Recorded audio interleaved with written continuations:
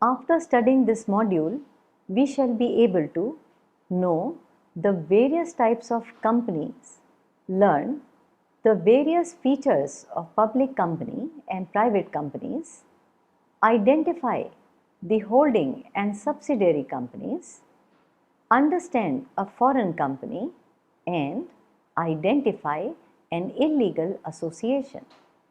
We shall now study the types of companies.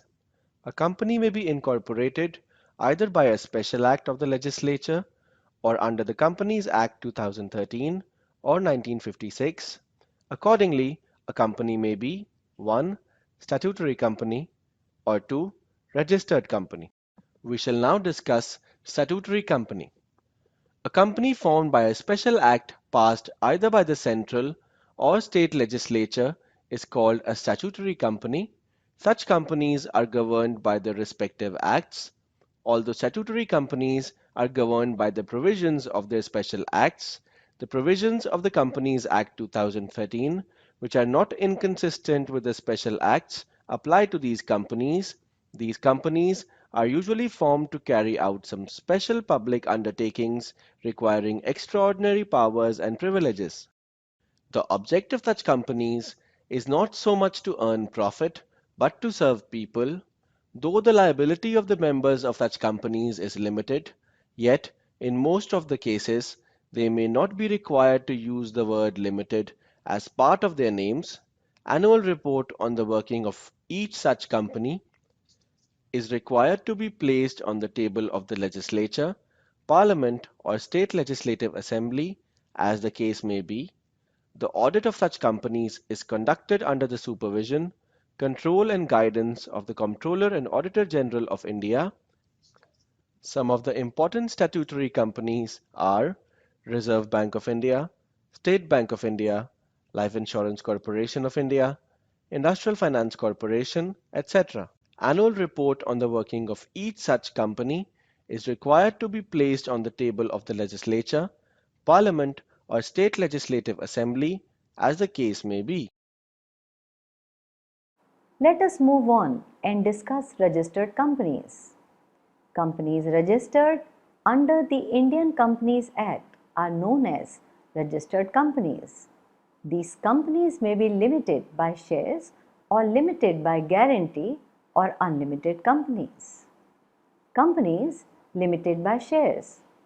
A company having the liability of its members limited by the amount, if any, unpaid on the shares respectively held by them, is called as a company limited by shares. This is covered under section 2, subsection 22 of the Companies Act.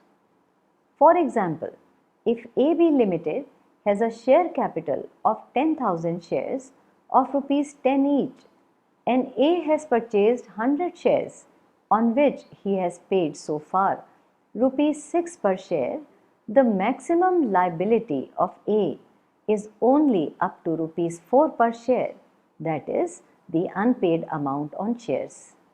The maximum liability of A is up to rupees 4 per share, that is the unpaid amount on his shares. Also known as limited liability company, a large majority of companies registered in India belong to this category. The last word of the name of such companies is limited company or LTD in short. Companies limited by guarantee. Companies limited by guarantee, also called as guarantee companies, is a company in which liability of each member is limited to such amount as the members may voluntarily undertake under the memorandum of association to contribute to meet out the deficiencies of the assets of the company in the event of its being wound up. The guaranteed amount may differ from member to member. This is covered under section 2, subsection 21 of Companies Act 1956. The amount guaranteed by each member is in the nature of reserve capital. It cannot be called up except in the case of winding up of the affairs of the company. No charge can be created on the guarantee of the members. These companies may or may not have share capital. If the company has a share capital, the liability of members shall be of two folds.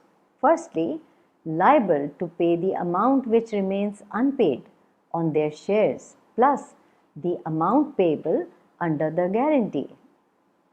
The guarantee undertaken by the members would be payable only in the event of winding up of the company. Also referred as non-trading companies, the objectives of these companies is not to earn profits. These companies are usually formed for the promotion of educational or scientific research or for any other kind of social or charitable purpose. Sports club, trade associations, NGOs are usually registered as guarantee companies. Unlimited companies. A company not having any limit on the liability of its members is termed as an unlimited company, which is covered under Section 2, subsection 92 of the Companies Act 1956. In the case of an unlimited company, liability of each member extends to the whole amount of the company's debts and liabilities. An unlimited company may or may not have any share capital. In case it has any share capital, it can increase or reduce its share capital without any restriction. Such type of companies, though permitted by the Companies Act, are very few in the country. The registered companies, whether limited or unlimited, may be either private or public companies. The audit of such companies is conducted under the supervision, control, and guidance of the Comptroller and Auditor General of India. Some of the important statutory companies are Reserve Bank of India, State Bank of India, Life Insurance Corporation of India, Industrial Finance Corporation, etc. Let us move on and discuss private company and public company. Private company Private company, as defined by Section 268, means a company which has a minimum paid-up capital of rupees 1 lakh or such higher paid-up capital as may be prescribed, and whose articles of association contain the following restrictions. A. Restricts the right of members to transfer its shares. B. Limits the number of its members to 200, except in case of one-person company, exclusive of members who are or were in the employment of the company, that is, past or present employees of the company who are members in the company will not be counted for the limit of 200 members. C. Prohibits any invitation to the public to subscribe for any securities of the company. A private limited company may be registered with only two members. A private limited company is required to add the words private as part of its name. We shall now study about public company. Public company, as defined by Section 271, means a company which A. is not a private company, B. has a minimum paid-up capital of rupees 5 lakh or such higher paid-up capital as may be prescribed, C. is a private company which is subsidiary of a company which is not a private company, that is, subsidiary of a public company, whether constituted as a private company or public company shall be regarded as public company. A public company must have a minimum of 7 members. The Articles of Association of Public Company does not contain the restrictions applicable to a private company. That is, shares of a public company are freely transferable. There is no restriction on the maximum number of members. A public company may invite the public to subscribe for its securities, shares, or debentures. However, a public company is under no legal binding to invite public to subscribe to its shares or debentures. We shall discuss the conversion of a private company into public company. Section 14 of the Companies Act lays down the following modes in which a company which is private can become a public company. A private company may get itself converted into a public company by its own choice. In such a case, it must, number 1, pass a special resolution for amending its articles of association so as to delete the restrictive clauses applicable to a private company only. 2. Increase the paid up capital to at least rupees 5 lakhs if it is less than that amount. Increase the number of members to 7 if it is less than 7 members. Number 4. Increase the number of directors to 3 if the existing number of directors is less than 3. 5. File within 15 days a copy of the special resolution for altering the articles of association. The company shall cease to be a private limited company from the date of alteration of articles of association and will become a public company. A public company can also be converted into a private company by taking following steps. Number 1.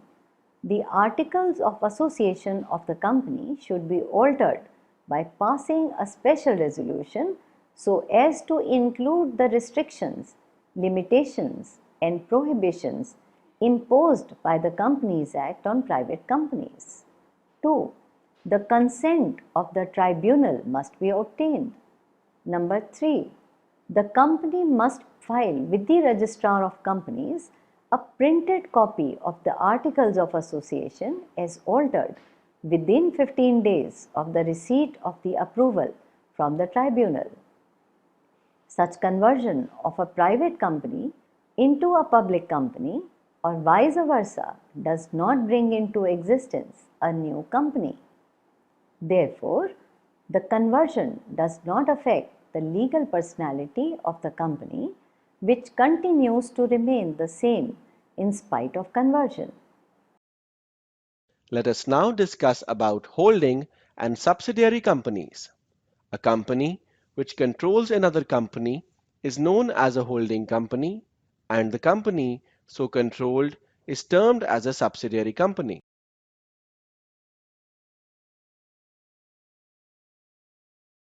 As per Section 287, a company shall be deemed to control another company in each of the following cases. 1. If it controls the majority composition of the board of directors of another company. The composition of other companies' board of directors shall be deemed to be controlled if it can, at its direction, without the consent or concurrence of any other person, appoint or remove the holders of all or a majority of the directorships. 2. If it holds majority of the shares of another company. For the purpose of control, the company should hold more than half in nominal value of the equity shares of another company. 3. A company shall be deemed to be the holding company of another company if another company is a subsidiary of the first mentioned company's subsidiary, that is, subsidiary of the subsidiary. A private company, which is a subsidiary of a public company, is regarded as a public company. A subsidiary company cannot be a member of its holding company, and any allotment or transfer of shares in the holding company to its subsidiary will be null and void. Under Section 129, subsection 3 of the Companies Act requires a holding company to attach to its balance sheet copies of the balance sheet and profit and loss account, director's report and auditor's report of each of its subsidiaries. Further, listed companies are required as per the accounting standards to prepare a consolidated balance sheet to give better information of the financial position of the group as a whole to the creditors, shareholders, and public at large. We shall now discuss one-person company. Under Section 262, one-person company may be a company which has only one person as a member. A one-person company may be registered as a private company with one member and at least one director. Section 3(1)(c). One-person company shall indicate the name of the other person with his prior written consent in the prescribed form, who shall, in the event of the subscriber's death or his incapacity to contract, become the member of the company, and the written consent of such person shall also be filed with the registrar at the time of incorporation of the one-person company, along with its memorandum and articles. Section 3. A one-person company may be either A. A company limited by shares, or B. A company limited by guarantee, or C. An unlimited company.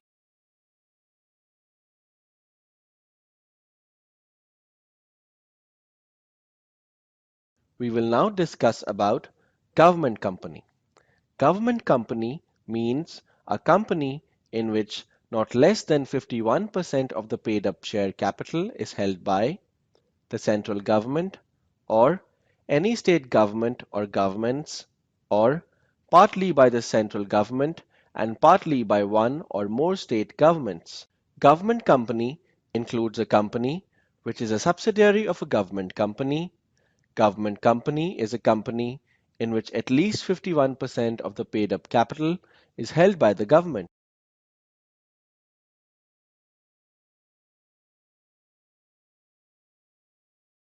Holding of shares by municipal and other local authorities or statutory corporations, which are the government bodies, is not to be taken into consideration for this purpose. A government company may be a private company or public company. A government private company is not required to add the word private as part of its name.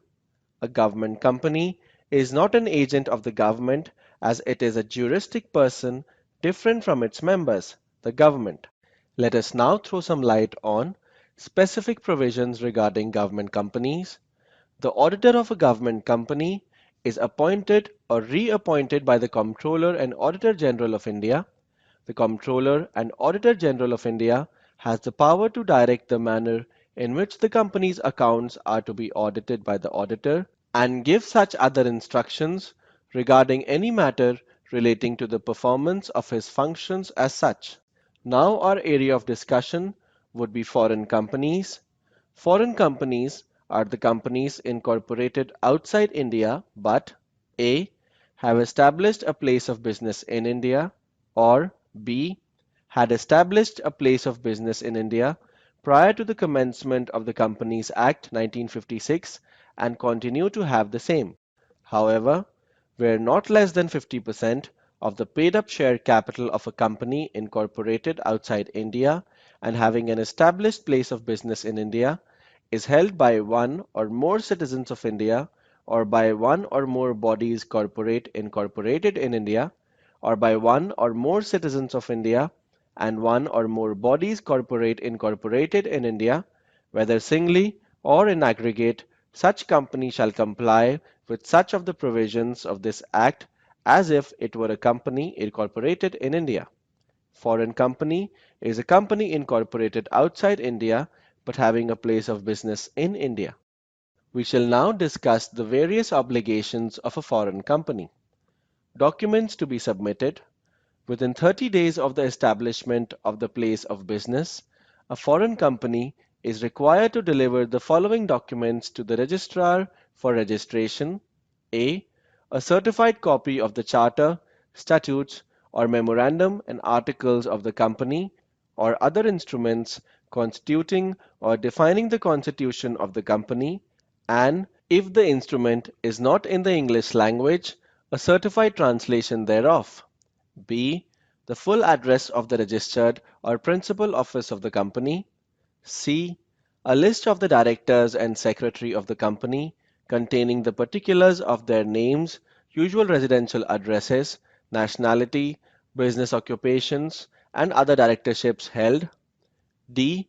The name and address or the names and addresses of someone or more persons resident in India, authorized to accept on behalf of the company service of process and any notices or other documents required to be served on the company, and e. the full address of the office of the company in India, which is to be deemed its principal place of business in India. Let us now discuss the association not for profit or licensed companies, where to the satisfaction of central government, an association is about to be formed as a limited company for promoting commerce, art, science, religion, charity, or any other useful object, and intends to apply its profits, if any, or other income in promoting its objects, and to prohibit the payment of any dividend to its member. The central government may, by license, direct that association may be registered as a company with limited liability without the addition to its name of the word limited or the words private limited that is covered under Section 8 of the Companies Act. Licensed companies are associations not for profit which have been granted licenses by the government. We shall now discuss the provisions of law related to such associations. Such associations on registration enjoy all privileges and obligations of limited companies subject to the provision of this section. The license is granted by the central government on such conditions and subject to such regulations as it thinks fit, and those conditions and regulations shall be binding on the association which the license is granted. It is not necessary for the association to which a license is so granted to use the word limited or the words private limited as any part of its name, unless the articles of association otherwise provide. A partnership firm may be a member of any association or company licensed under this section, but on the dissolution of the firm, its membership of the association or company shall cease.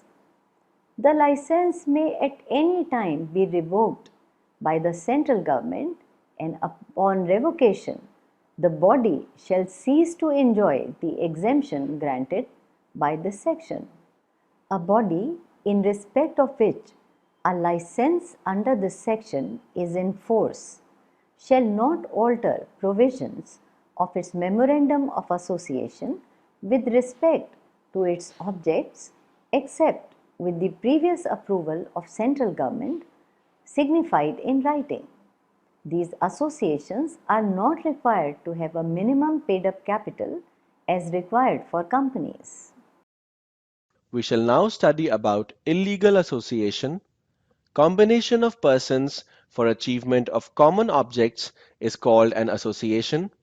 In order to protect public from the mischief of large trading associations whose membership may constantly go on changing, Section 464 provides for their compulsory registration.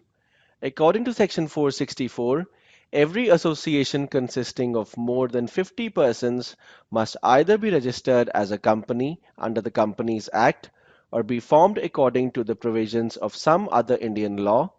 An association not so registered is an illegal association having no legal existence. An illegal association is an association of more than 50 persons which carries a business without being registered under any law.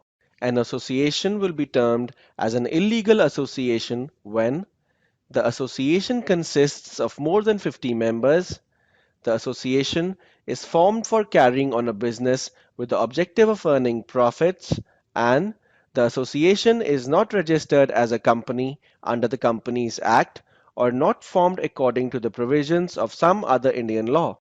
Let us throw some light on various exceptions. The provisions of illegal association are not applicable in the following cases: joint Hindu family, Such a family can carry on family business with more than 20 members without getting itself registered as a company under the Companies Act or any other law. Associations not for profit, literary, scientific, or religious associations, clubs, welfare, charitable, and traders' associations, or formation of a common fund for investment by trustees in certain securities, etc. We will now discuss consequences of an illegal association. Section 464 is a self-regulating provision in law because the government has not appointed any specific agency to enforce the prohibition laid down by this section. Moreover, the offense is non-cognizable. It cannot be investigated by the police under the criminal law. The consequences are: 1. No legal existence. The consequence of the illegality of the association partnership is that its members have no remedy against each other for contribution or apportionment in respect of partnership dealings and transactions. An illegal association (a) cannot enter into binding contracts, (b) cannot sue any member or any outsider if the illegality becomes apparent, (c) cannot be sued by a member or any outsider, for it cannot contract any debts, (d) cannot be wound up under the Act either at the instance of a creditor, a member, or the association itself. Members individually or collectively of an illegal association cannot bring about a valid suit against another member or any other persons for any contract made by them. Subsequent registration will not alter the position with regard to the past acts. Contracts made before registration cannot be validated and sued upon by subsequent registration. No cause of action can arise on the basis of an illegal association. Unlimited personal liability. Every member of an illegal association shall be personally liable for all the liabilities incurred by such business. It will be immaterial if the creditors had or didn't have any knowledge of the illegality of the association. Penalty. Every member of an illegal association shall be punishable with a fine which may extend to rupees 1 lakh. The penal provisions will apply only where a company is formed in contravention of this section and not where the illegality supervenes at a subsequent.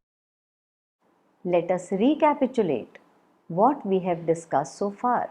Statutory company is formed by special act passed by central or state legislature. Companies registered under the Indian Companies Act are known as registered companies. There are various privileges enjoyed by a private company over a public company. One person company is a company which has only one person as a member. Government company is a company in which at least 51% of the paid up capital is held by the government.